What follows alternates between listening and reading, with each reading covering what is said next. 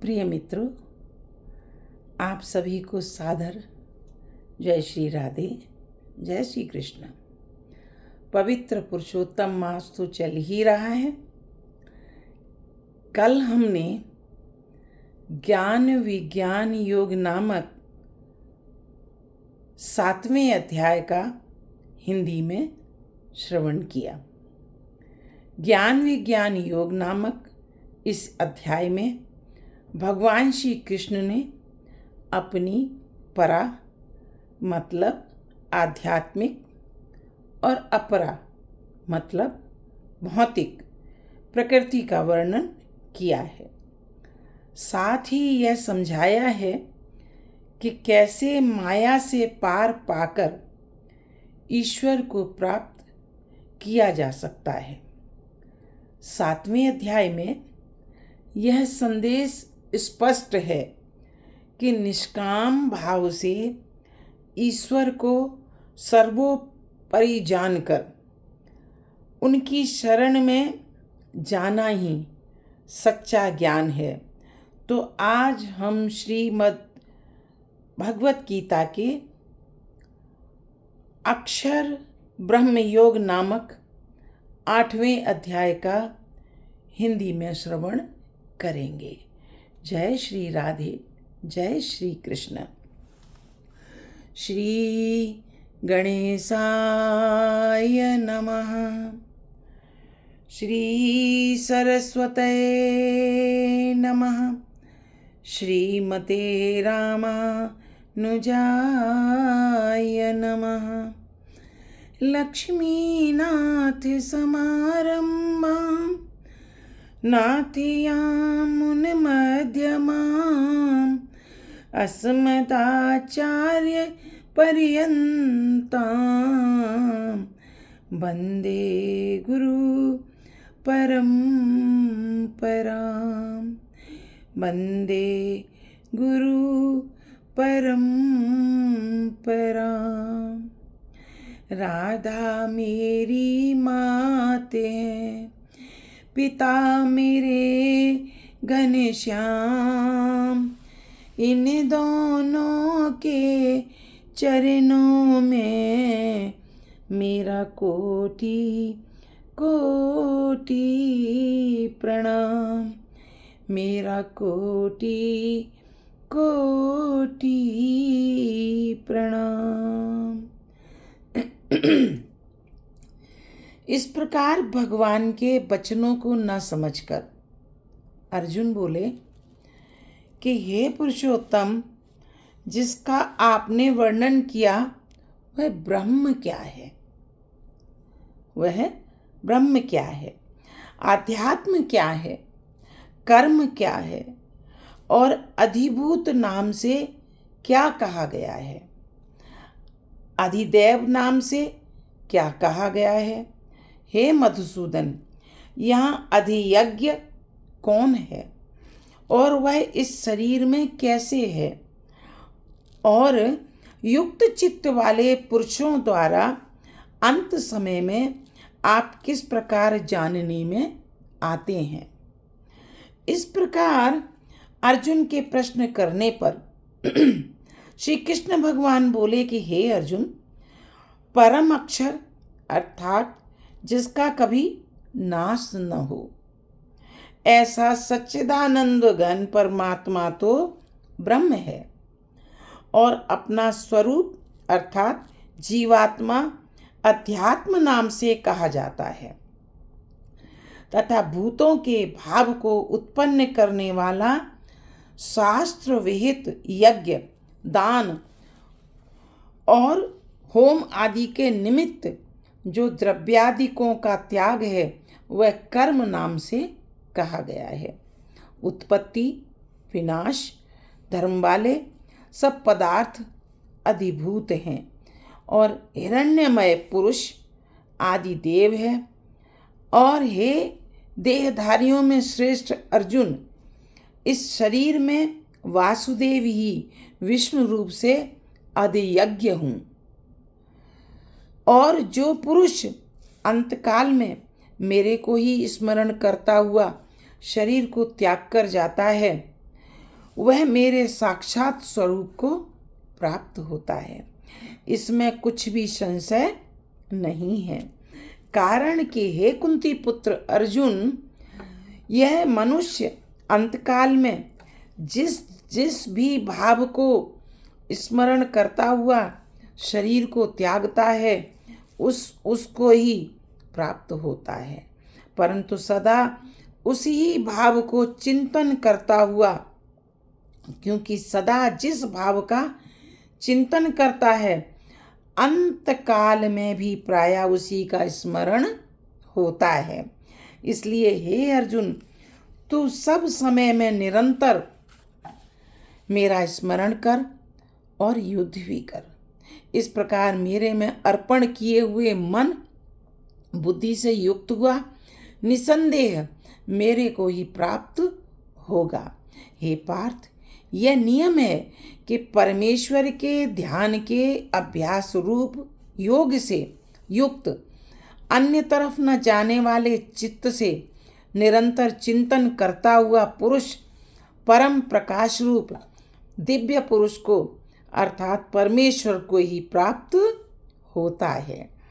इससे जो पुरुष सर्वज्ञ, अनादि और सबके नियंता, सूक्ष्म से भी अति सूक्ष्म, सबके धारण पोषण करने वाले अचिंत्य स्वरूप सूर्य के सदृश्य नित्य चेतन प्रकाश रूप अविद्या से अति परे शुद्ध सच्चिदानंद घन परमात्मा को स्मरण करता है, वह भक्ति युक्त पुरुष अंतकाल में भी योग बल से वृक्ति के मध्य में प्राण को अच्छी प्रकार स्थापन करके फिर निश्चल मन से स्मरण करता हुआ उस दिव्य स्वरूप परम पुरुष परमात्मा को ही प्राप्त होता है।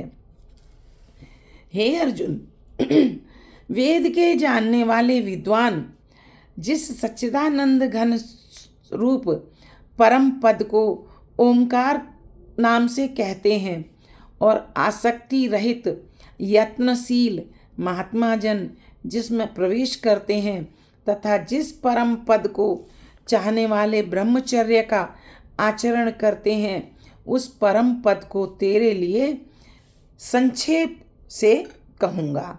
हे अर्जुन, सब इंद्रियों के द्वारों को रोककर अर्थात इंद्रियों को विषयों से हटाकर तथा मन को हृदय में स्थिर करके और अपने प्राण को मस्तक में स्थापन करके योग धारणा में स्थित हुआ जो पुरुष ओम ऐसे इस एक अक्षर रूप ब्रह्म को उच्चारण करता हुआ और उसके अर्थ स्वरूप मेरे को चिंतन करता हुआ शरीर को त्याग कर जाता है, वह पुरुष परम गति को प्राप्त होता है। हे अर्जुन, जो पुरुष मेरे में अनन्य चित्त से स्थित हुआ सदा ही निरंतर मेरे को स्मरण करता है, उस निरंतर मेरे में युक्त हुए योगी के लिए मैं सुलभ हूँ अर्थात सहज ही प्राप्त हो जाता हूँ। वे परम सिद्धि को प्राप्त हुए महात्मा जन मेरे को प्राप्त होकर दुख के स्थान रूप क्षण भंगुर पुनर्जन्म को नहीं प्राप्त होते हैं, क्योंकि हे अर्जुन, ब्रह्मलोक से लेकर सब लोग पुनरावर्ती स्वभाव वाले अर्थात जिनको प्राप्त होकर पीछा संसार में आना पड़े ऐसे हैं, परंतु हे कुंती पुत्र, मेरे को प्राप्त होकर उसका पुनर्जन्म नहीं होता, क्योंकि मैं कालातीत हूँ और यह सब ब्रह्मादिकों के लोक काल करके अवधि वाले होने से अनित्य है। हे अर्जुन, ब्रह्मा का जो एक दिन है उसको 1000 चौकड़ी युग तक अवधि वाला और रात्रि को भी 1000 चौकड़ी युग तक अवधि वाली जो पुरुष तत्व से जानते हैं अर्थात काल करके अवधि वाला होने से ब्रह्मलोक को भी अनित्य जानते हैं, वे योगी जन काल के तत्व को जानने वाले हैं। इसलिए वे यह भी जानते हैं कि संपूर्ण दृश्य मात्र भूतगण ब्रह्मा के दिन के प्रवेश काल में अव्यक्त से अर्थात ब्रह्मा के सूक्ष्म शरीर से उत्पन्न होते हैं और ब्रह्मा की रात्रि के प्रवेश काल में उस अव्यक्त नामक ब्रह्मा के सूक्ष्म शरीर में ही लय होते हैं। वह ही यह भूत समुदाय उत्पन्न होकर प्रकृति के बस में हुआ रात्रि के प्रवेश काल में लय होता है और दिन के प्रवेश काल में फिर उत्पन्न होता है। हे अर्जुन, इस प्रकार ब्रह्मा के 100 वर्ष पूर्ण होने से अपने लोक सहित ब्रह्मा भी शांत हो जाता है, परंतु उस अव्यक्त से भी अति परे दूसरा अर्थात विलक्षण जो सनातन अव्यक्त भाव है, वह सच्चिदानंद घन पूर्ण ब्रह्म परमात्मा सब भूतों के नष्ट होने पर भी नहीं नष्ट होता है। जो वह अव्यक्त अक्षर ऐसे कहा गया है, उसी अक्षर नामक अव्यक्त भाव को परम गति कहते हैं तथा जिस सनातन अव्यक्त भाव को प्राप्त होकर मनुष्य पीछे नहीं आते हैं, वह मेरा परम धाम है। और हे पार्थ, जिस परमात्मा के अंतर्गत सर्वभूत हैं और जिस सच्चिदानंद घन परमात्मा से यह सब जगत परिपूर्ण है, वह सनातन अव्यक्त परम पुरुष अनन्य भक्ति से प्राप्त होने योग्य है। और हे अर्जुन, जिस काल में शरीर त्याग कर गए हुए योगी जन पीछे न आने वाली गति को और पीछे आने वाली गति को भी प्राप्त होते हैं, उस काल को अर्थात मार्ग को कहूँगा। उन 2 प्रकार के मार्गों में से जिस मार्ग में ज्योतिर्मय अग्नि अभिमानी देवता है और दिन का अभिमानी देवता है तथा शुक्ल पक्ष का अभिमानी देवता है और उत्तरायण के 6 महीनों का अभिमानी देवता है, उस मार्ग में मरकर गए हुए ब्रह्मवेत्ता अर्थात परमेश्वर की उपासना से परमेश्वर को परोक्ष भाव से जानने वाले योगी जन उपरोक्त देवताओं द्वारा क्रम से ले गए हुए ब्रह्म को प्राप्त हुए हैं। जिस मार्ग में धूमाभिमानी देवता है, वह रात्रि अभिमानी देवता है तथा कृष्ण पक्ष का अभिमानी देवता है और दक्षिणायन के 6 महीनों का अभिमानी देवता है। उस मार्ग में मरकर गया हुआ सकाम कर्मयोगी उपरोक्त देवताओं द्वारा क्रम से ले गया हुआ चंद्रमा की ज्योति को प्राप्त होकर स्वर्ग में अपने शुभ कर्मों का फल भोग कर पीछे आता है। क्योंकि जगत के ये 2 प्रकार के शुक्ल और कृष्ण अर्थात देवयान और पितृयान मार्ग सनातन माने गए हैं। इनमें एक के द्वारा गया हुआ पीछा न आने वाली परम गति को प्राप्त होता है और दूसरे द्वारा गया हुआ पीछे आता है अर्थात जन्म मृत्यु को प्राप्त होता है। हे पार्थ, इस प्रकार इन दोनों मार्गों को तत्व से जानता हुआ कोई भी योगी मोहित नहीं होता है अर्थात फिर वह निष्काम भाव से ही साधन करता है, कामनाओं में नहीं फंसता। इस कारण हे अर्जुन, तू सब काल में समत्व बुद्धि रूप योग से युक्त हो अर्थात निरंतर मेरी प्राप्ति के लिए साधन करने वाला हो, क्योंकि योगी पुरुष इस रहस्य को तत्व से जानकर वेदों के पढ़ने में तथा यज्ञ तप दानादि को के करने में जो पुण्य फल कहा है, उस सब को निसंदेह उल्लंघन कर जाता है और सनातन परम पद को प्राप्त होता है। इति श्रीमद् भगवद गीता रूपी उपनिषद एवं ब्रह्म विद्या तथा योग शास्त्र विषयक श्री कृष्ण और अर्जुन के संवाद में अक्षर ब्रह्म योग नामक 8वां अध्याय समाप्त।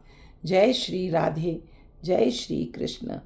प्रिय मित्रों, यदि आपको मेरी ये वीडियो पसंद आए तो लाइक और सब्सक्राइब करें, जय श्री राधे, जय श्री कृष्ण।